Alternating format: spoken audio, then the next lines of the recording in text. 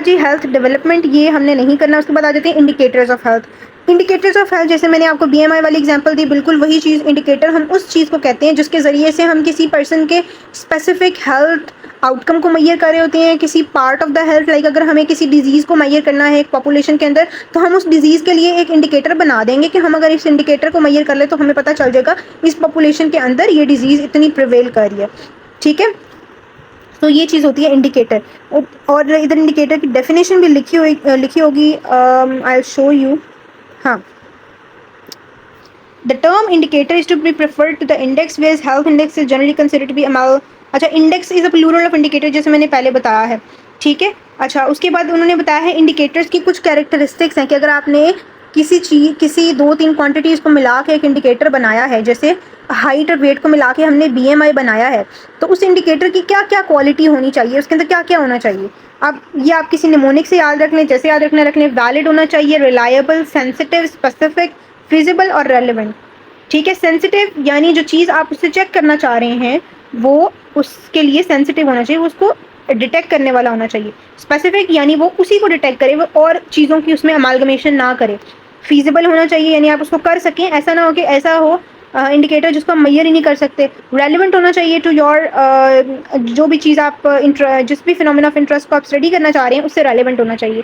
Reliable होना चाहिए और ऑब्जेक्टिव होना चाहिए। अगेन ऑब्जेक्टिव का वर्ड इसीलिए आया है कि ऐसा होना चाहिए जो हर एक के लिए सेम हो और वेरी ना कराओ, और वैलिड होना चाहिए। ठीक है, सो ये इसकी कुछ कैरेक्टरिस्टिक्स हैं।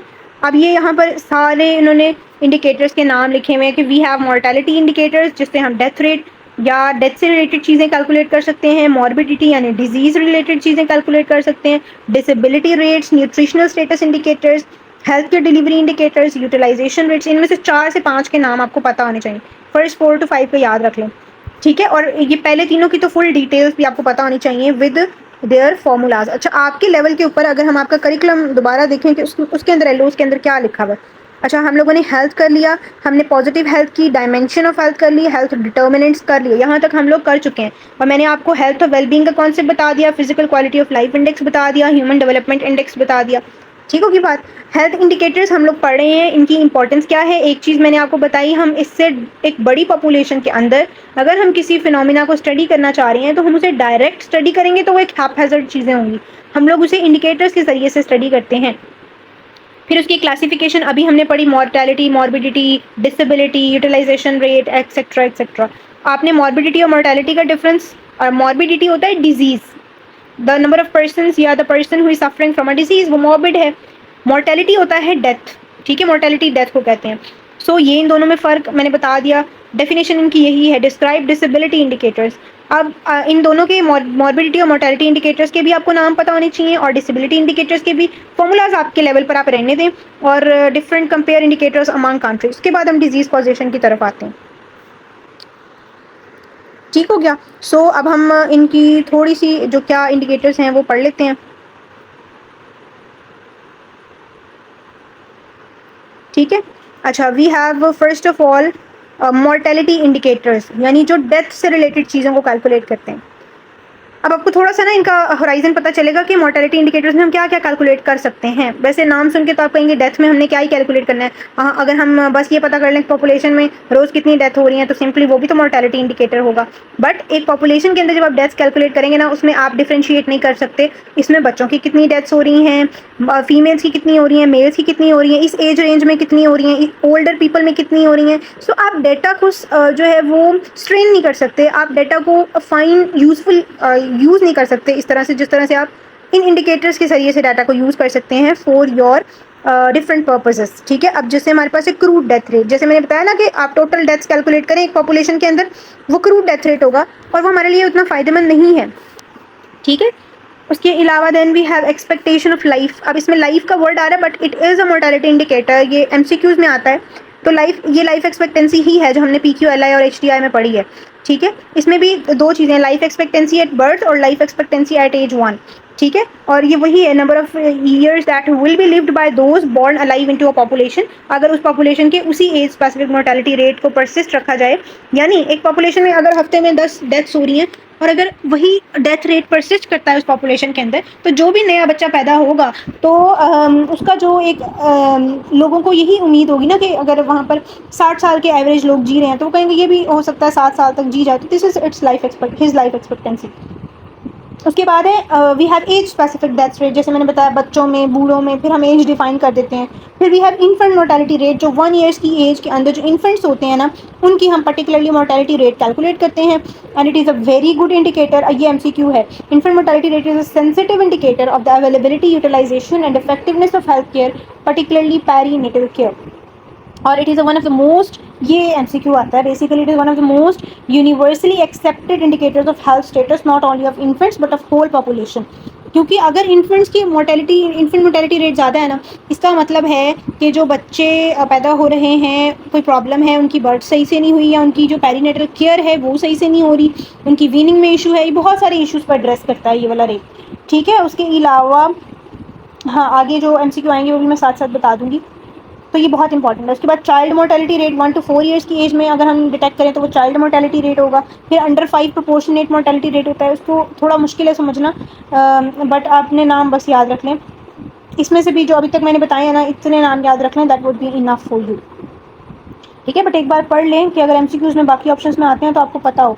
Adult mortality rate, maternal mortality rate, disease specific mortality rate, इन सब में मोर्टेलिटी आ रहा है तो आपको देख के पता चल जाएगा मोर्टेलिटी या fertility it is related to death, तो ये मोर्टेलिटी रेट्स हैं। ठीक है, बस आपने लाइफ एक्सपेक्टेंसी और years of potential life loss जो ऐसे हैं ना जो कन्फ्यूज़ कर सकते हैं, उनको लाजमी याद रखना है। सो ये हमारे हो गए जी मोर्टेलिटी इंडिकेटर्स। अब उसके बाद आ जाते हैं मॉर्बिडिटी इंडिकेटर्स, जिसमें हम लोग डिजीज्ड चीज़ों से, डिजीज्ड इंडिविजुअल्स को स्टडी करते हैं, डिजीज़ को स्टडी करते हैं थ्रू दीज इंडिकेटर्स। अब उसमें हमारे पास चाहे कुछ भी नहीं आ रहा आपको याद मॉर्बिडिटी इंडिकेटर्स के अंदर, आपने इंसिडेंस प्रेवलेंस का नाम लाजमी लेना है। जब हमने किसी पॉपुलेशन में डिजीज़ को चेक करना ना, हम चेक करेंगे उस डिजीज़ के न्यू केसेस कितने आ रहे हैं। लेट्स सपोज आज मैंने चेक करना है तो मैं देखूंगी आज TB के कितने नए केसेस आए हैं, तो ये क्या होगी, इंसिडेंस।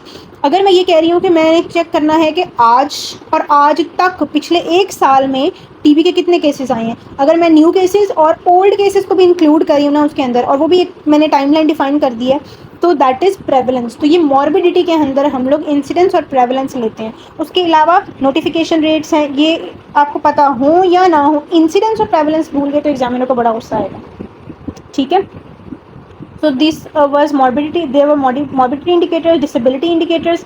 डिसेबिलिटी यानी डिसेबिलिटी आपने चेक करनी है पॉपुलेशन के अंदर, डिसेबिलिटी रेट क्या है, आप कैसे चेक करोगे, आप इवेंट टाइप इंडिकेटर्स या पर्सन टाइप इंडिकेटर्स। अब इवेंट टाइप इंडिकेटर से मतलब हालात से रिलेटेड, आप देखोगे एक पर्सन डिसेबल अगर होगा, इसका मतलब अपनी जॉब पे इतने दिन नहीं आया। अगर कोई बंदा अपनी जॉब पे इतने दिन नहीं आ रहा, या वो इतने दिन बेड पे रहा है, तो ये कोई इवेंट है ना, तो ये इवेंट रिलेटेड इंडिकेटर्स में आएगा। पर्सन टाइप है मतलब अब वो उस बंदे की, आपने उस पर्सन की बात करनी है कि ये पर्सन इतने दिन बेड रिडन रहा, ये पर्सन इतने दिन चल नहीं सका, ये पर्सन इतने दिन काम पे नहीं जा सका, तो जो पर्सन के हवाले से बात करेंगे तो वो पर्सन टाइप इंडिकेटर में आ जाएगी। तो ये आपके हो गए जी डिसेबिलिटी इंडिकेटर्स। इसमें भी 2 बहुत इंपॉर्टेंट टर्म्स आती हैं, health adjusted life expectancy and quality adjusted life years. ये भी MCQ में बहुत ज़्यादा पूछे जाते हैं, जैसे PQLI और HTI पूछे जाते हैं ना, वैसे ये भी पूछे जाते हैं। ठीक है, इसके अंदर आपने क्या याद रखना है, it is basically health adjusted life expectancy होती है कि एक पर्सन, जब लाइफ एक्सपेक्टेंसी होता है ना ज़िंदगी में, एक पर्सन ने कितने साल जीना है ऑन एवरेज उसकी पॉपुलेशन के हिसाब से। तो लेट्स सपोज वो 60 ईयर्स है, अब उस 60 ईयर्स में से एक पर्सन को कोई बीमारी हो गई एट द एज ऑफ 40, तो उसने ज़िंदगी में 40 साल जो थे वो हेल्दी गुजारे, तो वो जो 40 साल है ना वो उसके हेल्थ एडजस्टेड लाइफ एक्सपेक्टेंसी है। और ये एक्सपेक्टेंसी होती है, ये हम लोग बाद में कैलकुलेट नहीं करते, ये पर्सन पैदा हुए ना तो हमने अंदाज़ा लगा लिया, हम वी एक्सपेक्ट दैट कि at this rate, at this population, at this time, if this rate persist, तो ये पर्सन इतने हेल्दी लाइफ ईयर्स गुजारेगा। तो this is health adjusted life expectancy. ठीक है, the equivalent number of years in full health that a newborn can expect to live based on current rates of ill health and mortality. अगर जो बीमारियां माशरे में आज हैं वो ऐसे ही रहती हैं तो वो इतने हेल्दी साल गुजारेगा, this is health adjusted life expectancy. जो क्वालिटी एडजस्टेड लाइफ ईयर्स हैं ये थोड़े से डिफरेंट हैं कि एक पर्सन ने अब वही हेल्थ एडजस्टेड लाइफ एक्सपेक्टेंसी ही है, बट एक तो इसमें एक्सपेक्टेंसी नहीं है, दूसरी बात इसमें है कि एक पर्सन ने परफेक्ट हेल्थ के अंदर, अब थोड़ा बहुत बीमार तो इंसान हो ही जाता है, तो इसमें हम उसको भी निकाल देंगे, हम कहेंगे फुल क्वालिटी ऑफ लाइफ, बहुत अच्छी ज़िंदगी, उसने ज़िंदगी में कितने साल गुजारी, वो क्वालिटी एडजस्टेड लाइफ ईयर्स होंगे, ठीक है। अब इसमें इधर इसकी डेफिनेशन लिखी होगी, one QALY, 1 year of life into 1 utility value, यानी ये आपकी ज़िंदगी के वो साल हैं लिव्ड इन परफेक्ट हेल्थ, तो उसको हम क्वालिटी एडजस्टेड लाइफ ईयर्स कहेंगे। एक और इसी तरह टर्म होती है डिसेबिलिटी एडजस्टेड लाइफ, ये दोनों भी, डिसेबिलिटी फ्री लाइफ एक्सपेक्टेंसी और डिसेबिलिटी एडजस्टेड लाइफ ईयर्स। अब disability free life expectancy again expectancy, इसमें हम क्या करते हैं, ये वो वाले ईयर्स हैं जिसमें हम कहते हैं कि एक पर्सन जो है is expected to live this much years, like 20 years free of any disability. हम अंदाज़ा लगाते हैं कि इस पॉपुलेशन के अंदर ये बंदा अगर पैदा हुआ तो ये इतने साल बगैर किसी डिसेबिलिटी के गुजार लेगा, that is disability free life expectancy, ठीक। यहाँ पर वही डेफिनेशन लिखी है, average number of years an individual is expected to live free of disability. और अगर हम डिसेबिलिटी एडजस्टेड लाइफ ईयर्स की बात करें तो डिसेबिलिटी एडजस्टेड लाइफ ईयर्स क्या है, अब ये वाले डिफरेंट हैं ऊपर वाले तीनों से, these are number of year, पहले हम बात कर रहे थे वो इतनी ज़िंदगी जिएगा, इतनी ज़िंदगी गुजारेगा, अब हम कह रहे हैं इतनी ज़िंदगी या इतने साल उसकी ज़िंदगी से निकल जाएंगे, उनको हम डिसेबिलिटी एडजस्टेड लाइफ ईयर्स कह रहे हैं। It is express as a number of years lost due to ill health, disability और अर्ली डेथ, ठीक है। लेट सपोज की लाइफ एक्सपेक्टेंसी एक पर्सन की थी 60 ईयर्स, 40 साल की उम्र में उसको कोई बीमारी हो गई, अगले 20 साल उसने उस बीमारी में डिसेबिलिटी में गुजारे, तो वो जो 20 साल होंगे ना वो डिसेबिलिटी एडजस्टेड लाइफ ईयर्स होंगे, ठीक होगी बात। वो जो 40 साल हैं वो क्या होंगे, हेल्थ एडजस्टेड लाइफ ईयर्स, अगर उसकी फुल हेल्थ के अंदर है। और अगर वो एक्सपेक्टेंसी की बात करें तो वो हेल्थ एक्सपेक्टेंसी होगी, हेल्थ एडजस्टेड लाइफ एक्सपेक्टेंसी होगी, ठीक।